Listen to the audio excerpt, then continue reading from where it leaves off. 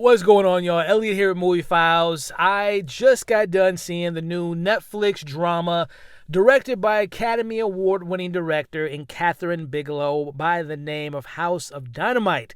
This one stars Idris Elba, Rebecca Ferguson, and just a bunch of great actors. Jared Harris.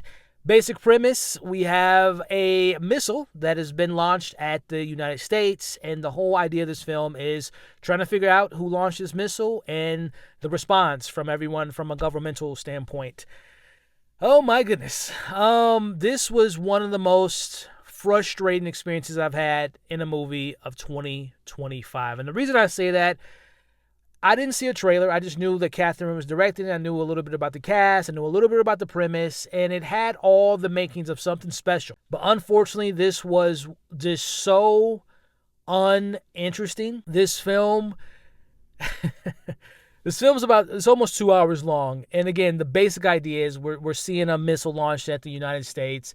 And all the different people in power position, the president, all the different people that has a say and has to react to certain, events of this caliber. And we're seeing it from their perspective.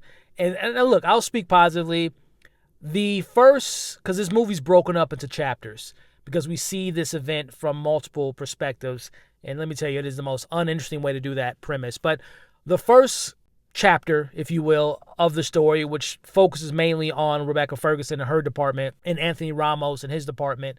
And that chunk of the movie was interesting because you get a little bit of their personal lives, of who they are as people, their family life and this, that, and the other. And then they go off to work, and then it's just a normal day at work. And then all of a sudden, alarms going off, all the different stuff you could imagine that goes off when something of this catastrophic happens. And that was interesting. The issue with this movie is we do that 2 more times. And what I mean by that is we see the movie, it's 18 minutes before this missile hits. I won't say where, but before this missile hits, it's 18 minutes, and then that's the first chapter.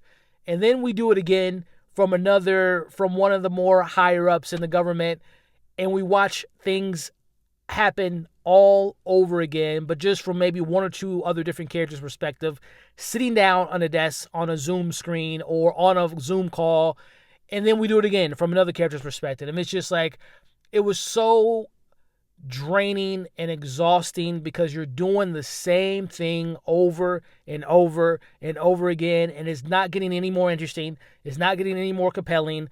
The way the story cuts off from one chapter to the next, any tension that's built, again, going back to chapter 1, any tension that's built is immediately gone because you're starting all over again and you're doing the same goddamn thing all over again. So it's not like we're getting a different perspective from this event. We're seeing a different perspective for the same thing. There's conversations that happen in the first chapter that are happening in the second chapter and the third chapter just from another perspective. It was just so frustrating. I forgot I was talking about the positives. Chapter 1 was interesting. The next thing I would say is a positive. It's a competently made film. Like all the jargon you would imagine of like what a government, military, Navy would say when something like this would happen. Again, I'm not in the military, so I don't know how accurate it was, but it sounded pretty legit, right, as far as what they're saying and all the different procedures and the process of what you do. Like that seemed pretty real.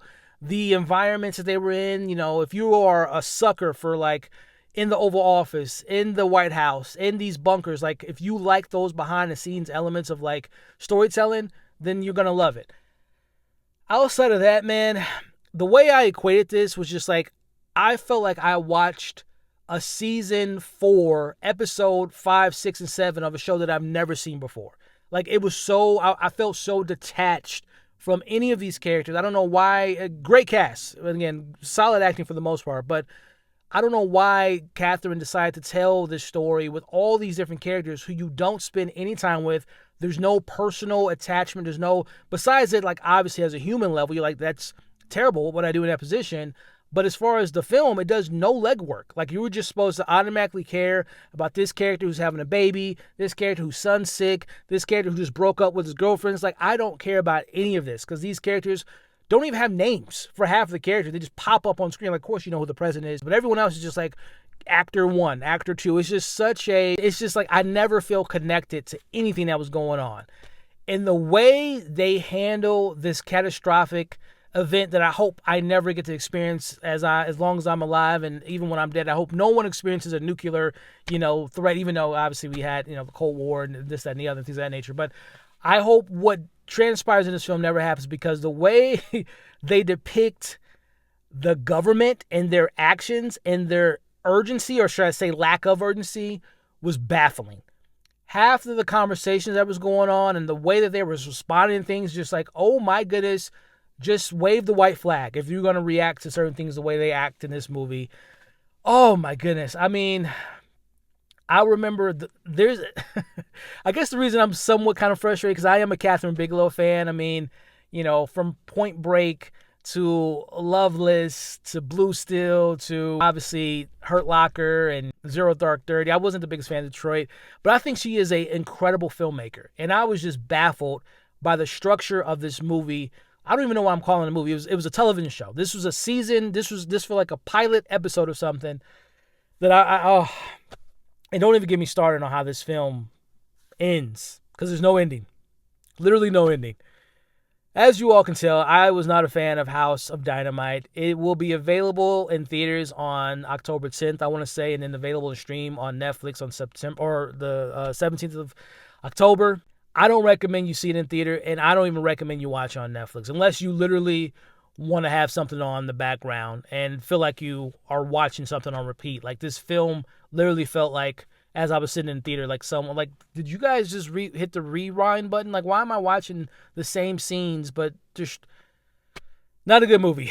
I'm going to give House of Dynamite a 1.5 out of 5.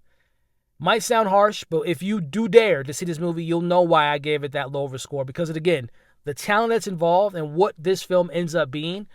And listen, another thing, you don't have to have, even though it's a very political, structured film, you don't have to have a message. But, like, this film has nothing to say about warfare, about when power is in the wrong. And, like, this film has nothing to say except for, if this were to ever happen, just give up. Oh, man. House of Dynamite, 1.5 out of 5. Doesn't get a recommendation from me, but I am excited for whatever she does next, because she is a great actor, or a great director, and I am a fan of these actors. Just a waste of time. That's my thoughts of House of Dynamite. Now I want to know yours. If and when you see this, what do you think about the structuring? Which story? I guess, to answer my own question, the first part was interesting. And then when we followed the president, that had some interesting moments, but in a very weird way. But let me know what you all thought of the structure. Which portion of the story were you most invested in?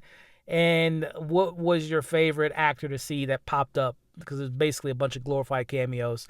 Let me know in the comments below. Many, many more reviews. I'm recording this on September 29th, I believe is today's date. I'm going to be seeing Smash Machine tomorrow. I'll have my After the Hunt review up probably closer to when this is released. One battle after another. Like, there's a lot of stuff to look forward to. So hope you all stick around, subscribe to the channel, like, share, leave your thoughts in the comments below. I'll catch you all in the next video. In the meantime, stay safe. You all are awesome.